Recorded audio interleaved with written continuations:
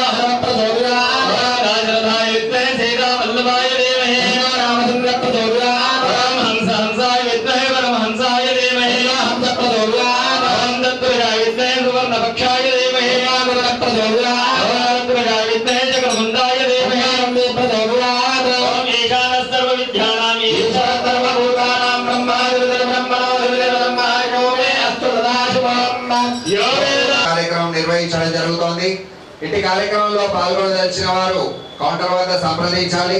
అలాగే నేటి అన్నదాతలు ఆసోల్లా రాజేందర్, ఇందిరా, రోహిత్, దాత్రిక నిశ్శబ్దంగా ఉత్తర ద్వారం వద్ద తీర్థ ప్రసాదం తీసుకుని వెళ్ళారు.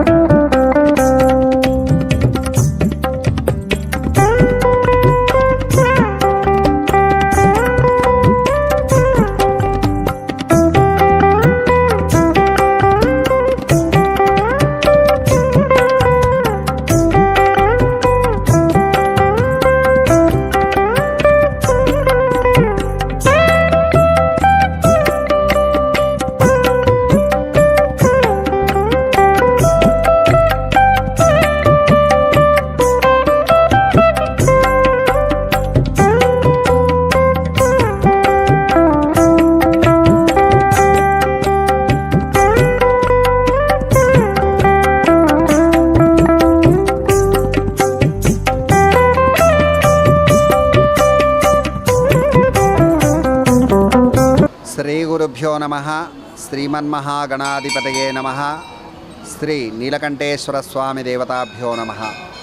ఇందూరు నగరంలో ఈశాన్య భాగంలో స్వయంభూగా వెలిసినటువంటి స్వామి శ్రీ నీలకంఠేశ్వర స్వామి ప్రమదగణాలతో వెలిసి ప్రతి సోమవారం అత్యధిక జనాలతో స్వామివారు అభిషేక అర్చనా కార్యక్రమాలు నిర్వహిస్తూ ఉంటాము. అలాగే ప్రతి సోమవారం మధ్యాహ్నం 12 గంటలకు మహానదాన కార్యక్రమం కూడా నిర్వహించడం జరుగుతోంది. సాయంకాలం 7:30 పల్లకీ సేవా కార్యక్రమాలు నిర్వహిస్తూ రాత్రి భజన కార్యక్రమాలు కూడా నిర్వహిస్తూ ఉంటాము. ఇది సోమవారం యొక్క విశేషం. అలాగే ప్రతిరోజు కూడా స్వామివారికి అభిషేకాలు, రుద్రాభిషేకాలు, అన్నపూజా కార్యక్రమాలు కూడా జరుగుతూ ఉంటాయి. భక్తులు విశేషంగా విచ్చేసి ఇట్టి కార్యక్రమాలు నిర్వహిస్తూ ఉంటారు. అలాగే ఆలయంలో ప్రతి శనివారం కూడా స్వామివారు దక్షిణాభిముఖంగా వెలిసినటువంటి దాసాంజనేయ స్వామివారికి అభిషేకము, సింధూరార్చన, ఆకుపూజా కార్యక్రమాలు నిర్వహించడం జరుగుతాయి.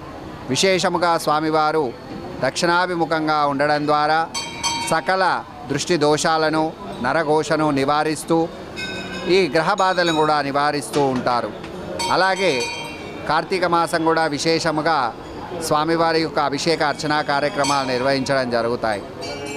అయితే ముఖ్యంగా బాధాకరమైనటువంటి విషయం ఏమిటంటే చాలామంది ఆడవాళ్ళు సాంప్రదాయ దుస్తులు ధరించకుండా, జుట్టు వేసుకోకుండా, నుదుటికి బొట్టు కూడా సరిగా పెట్టుకోకుండా, గాజులు వేసుకోకుండా ఆలయంలోనికి రావడం జరుగుతోంది. మీరు ప్రతి సమయంలో ప్రతి జాగలో కూడా సాంప్రదాయబద్ధంగా ఉండాలని తెలియజేస్తూ, ముఖ్యంగా పిల్లల యొక్క తల్లిదండ్రులకు కూడా విజ్ఞప్తి చేస్తూ ఉన్నాము. మరియు ఖచ్చితంగా వారు పద్ధతి ప్రకారంగా ఉండే విధంగా మీరు కూడా చూసుకోవాలని తెలియజేస్తూ కూడా ఉన్నాము.